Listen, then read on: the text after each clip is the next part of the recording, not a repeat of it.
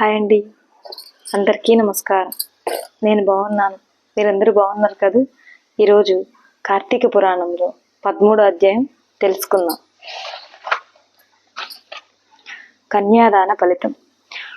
వశిష్ఠ మహర్షి జనక మహారాజుకు కార్తీక మాసంలో చేసే దానాల వల్ల కలిగే ఫలితాలను చెబుతున్నాడు. ఓ మహారాజా, కార్తీక మాసంలో చేయాల్సిన విధులు దానాలు చాలా ఉన్నాయి. వాటన్నింటినీ వివరిస్తాను, ఏకాగ్రతతో విను అంటూ కార్తీక మాసంలో చేయాల్సిన దానాల వివరాలు చెబుతున్నాడు. ఓ రాజా, కార్తీక మాసంలో కన్యాదానం, బ్రాహ్మణ కుమారుడి ఉపనయనం చేయించడం చాలా ప్రధానమైన అంశాలు. ఇవి ఎంతో గొప్ప పుణ్యాన్ని కలుగజేస్తాయి. వీటితో పాటు విద్యాదానం, వస్త్రదానం, అన్నదానం కూడా చాలా ప్రధానమైనవి. కార్తీక మాసంలో బ్రాహ్మణ కుమారుడికి ఉపనయనం చేయించే అవకాశం లేకపోతే ఎంచుకున్న కుమారుడికి ఉపనయనాన్ని అవసరమైన ఖర్చును దక్షిణగా ఇచ్చి తర్వాత ముహూర్తానికి ఉపనయనం చేయించిన ఫలితం దక్కుతుంది. దీనివల్ల పూర్వజన్మ పాపాలు కూడా నాశనమవుతాయి. తమ ధనంతో ఉపనయనం చేసుకున్న బ్రాహ్మణ కుమారుడు చేసే గాయత్రి మంత్ర జప ఫలితంలో కొంత భాగం ఉపనయనం చేయించిన వ్యక్తికి కూడా దక్కి ఫలితంగా అతడికి ఉన్న పంచమహాపాతకాలు కూడా తొలగిపోతాయి. 100 బావులు తవ్వించి 100 రావి మొక్కలు నాటించి 100 తోటలు పెంచి 100 దిగుడు బావులు తవ్వించి 10,000 చెరువులు తవ్విస్తే ఎంత పుణ్యం వస్తుందో ఆ పుణ్యమంతా ఒక్క బ్రాహ్మణుడి కుమారుడికి ఉపనయనం చేయిస్తే వస్తుంది. ఇందులో సందేహం లేదు. కార్తీకంలో ఉపనయనానికి అయ్యే ఖర్చును దానం చేసి ఆ తర్వాత వచ్చే మాఘమాసంలో కానీ వైశాఖ మాసంలో కానీ ఉపనయనం చేయించాలి. సాధువులు, సదాచార సంపన్నులైన బ్రాహ్మణ కుమారులకు ఉపనయనం చేయించడం వల్ల కలిగే పుణ్యం ఇంత అని చెప్పడానికి స్వర్గలోక నివాసులకు సైతం సాధ్యం కాదు. దీనికన్నా ముఖ్యమైనది కన్యాదానం. కార్తీక మాసంలో అత్యంత భక్తి శ్రద్ధలతో కన్యాదానం చేయడం వల్ల తాను తరించడంతో పాటు తనకు ముందు తన తర్వాత 10 తరాలు కూడా తరిస్తాయి. కార్తీకంలో కన్యాదానం చేసిన వారితో పాటు వారి పితృదేవతలు కూడా తరిస్తారు. వాళ్ళందరికీ బ్రహ్మలోకంలో నివసించే యోగ్యత కలుగుతుంది.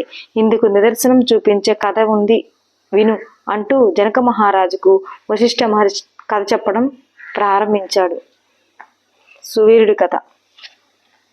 ద్వాపర యుగంలో వంగదేశంలో సువీరుడు అనే రాజు ఉండేవాడు.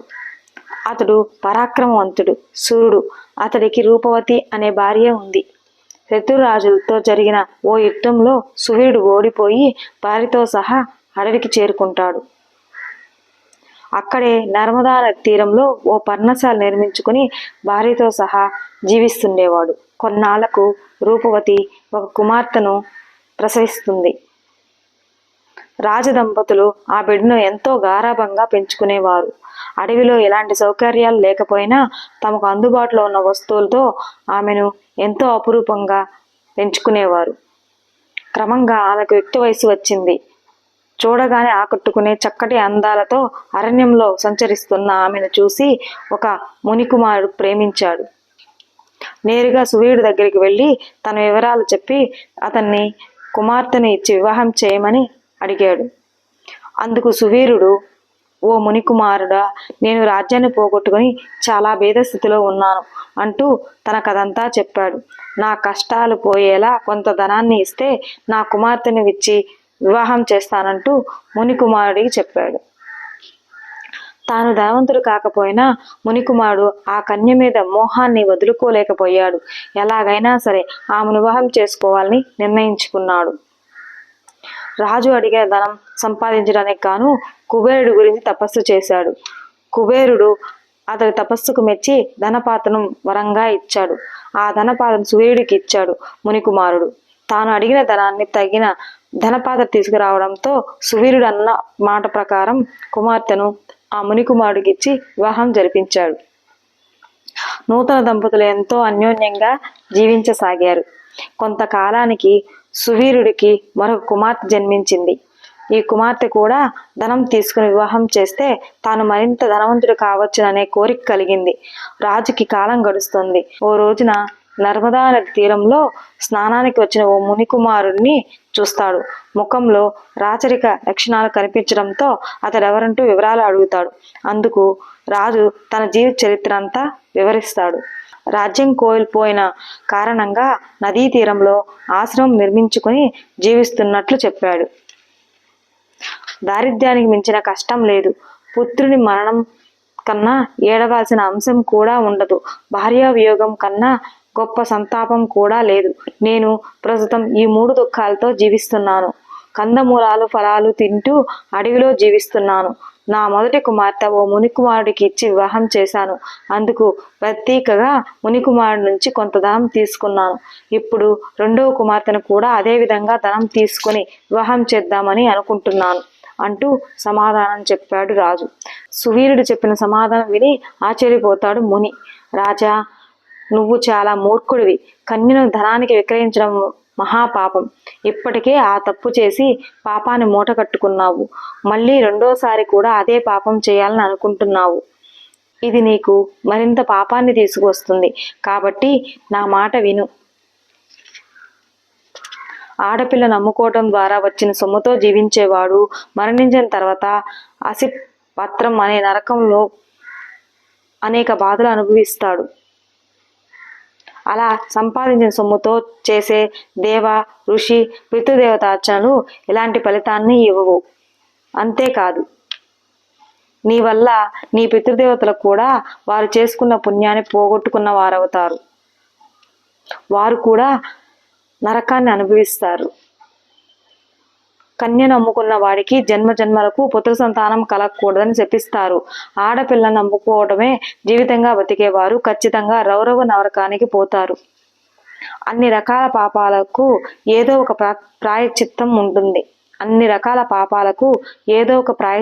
ఉంటుంది.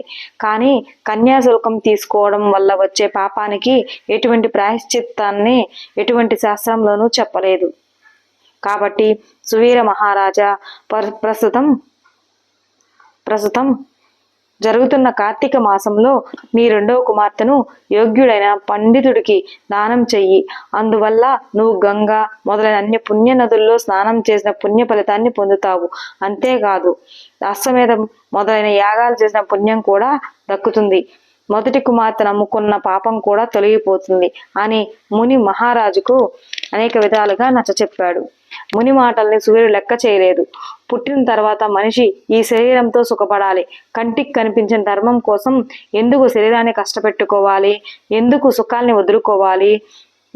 దేహ సుఖాన్ని ఎందుకు త్యాగం చెయ్యాలి? ధన సంపదలు కలిగిన వారికే సమాజంలో ఆదరణ లభిస్తుంది. నాకు ధనమే ప్రధానం. నా కుమార్తెను ధనానికి అమ్ముతాను.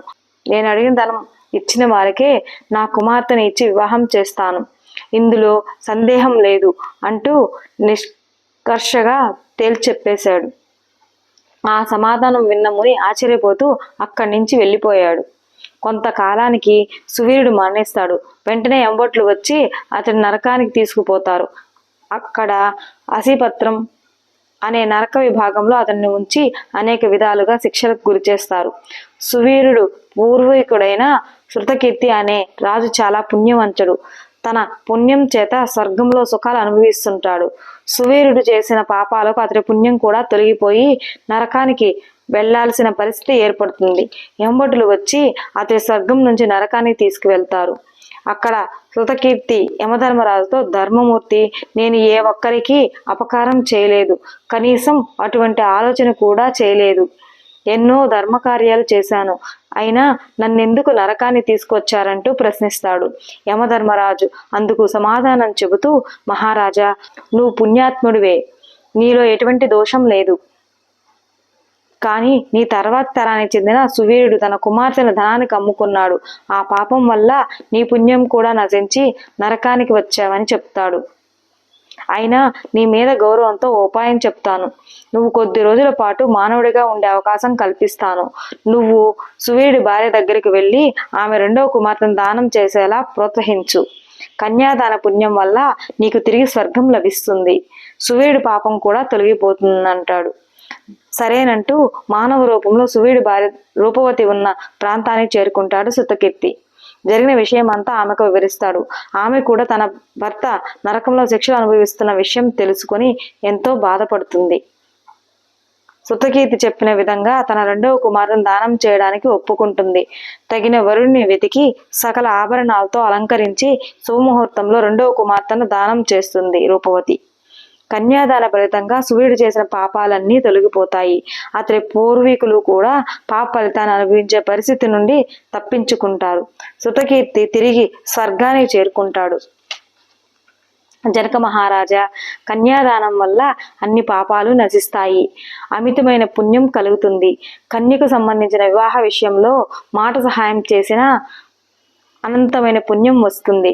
కార్తీక మాసంలో కన్యాదానం చేయాలని సంకల్పించి దీక్షగా ఆ పని పూర్తి చేసిన వాడికి విష్ణులోకం సిద్ధిస్తుంది.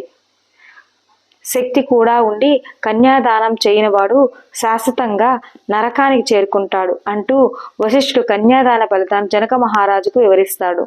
స్కాంద పురాణంలో వశిష్ఠ మహర్షి చెప్పిన కార్తీక వ్రత మహత్యంలోని 13వ అధ్యాయం సమాప్తం.